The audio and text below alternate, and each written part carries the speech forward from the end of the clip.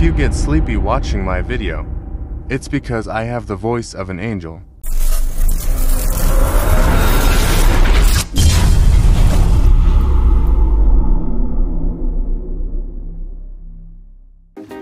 What's up guys? Aljon here. Pag-usapan na naman natin ang magulong mundo ng Pinoy basketball. Alam nyo na. So, ang first trade rumor for today's video is si JV Mocon ay nagre-request daw ng trade sa Phoenix Fuel Masters. At mayroon tatlong team na sinasabi na rumored na potential lang pupunta siya. At ang una ay Ginebra. So kung Ginebra, feeling ko yun yung malabo mangyaring trade. Kasi wala akong maisip na trade package na papayag sila eh. Siguro ang possible trade dito is si Von Pesumal for JB Mocon, 1-on-1 trade. Ayun ang nakikita kong possible na mangyari dito. Kasi shooter din naman to si JB Mocon eh. Siguro pwede. Ayun ang nakikita kong possible trade lang na mangyari sa Ginebra. Na shooter to shooter trade lang. So ang next team ay sa MVP group, ang Meralco Bolts. Sa Meralco Bolts daw ay baka doon nga siya ma-trade. So possible trade option dito siguro sila Bong Ginto or Alain Maliksi or Chris Newsome, pero medyo mas bibigat yung trade dito, 'di ba? Medyo mas lalaki yung trade kasi star player to si Chris Newsome eh. So, ang last team is NLEX Road Warriors. Na feeling ko sa tatlong team na yun is possible dun siya mapunta. Kasi yung si Frankie Lim eh puro target is Beda players. Nakita mo naman nandun na sila Baser Amer, di ba? Sila Dave Marcelo. Basta ang dami ng daming San Beda players doon. So possible na mangyari yung trade na yon. Siguro katulad ni Kevin Alas na injury prone na. Baka sakali sumugal na si JB Mocon. Magaling din naman na player to eh.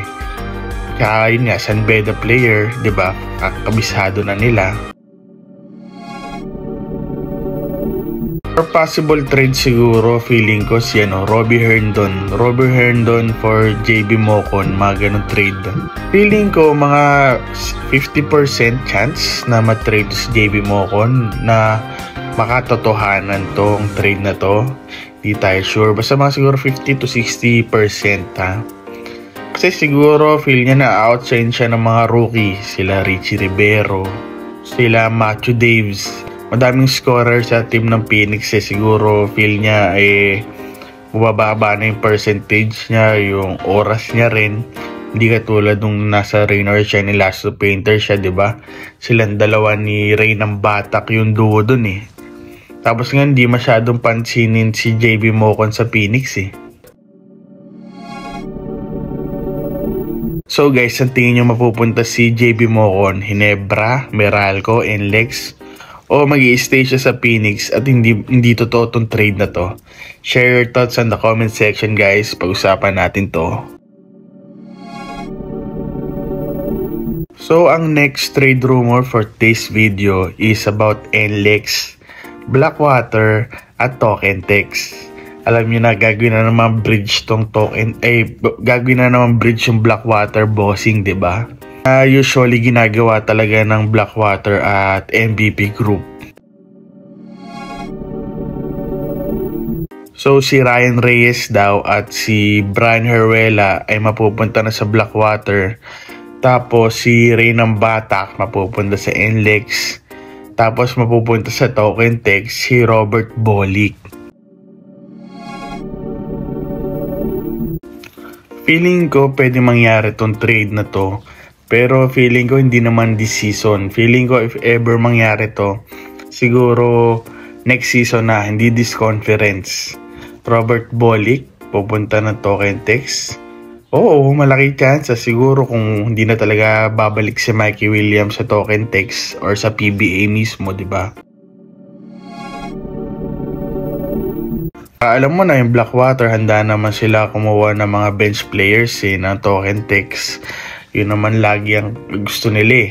Minsan, binibigyan na lang sila ng mga draft picks para medyo mabigat lang para payagan ni Kume Marshall na alam mo yun, walang kadala-dala talaga to si Kume Marshall if ever mangyari to.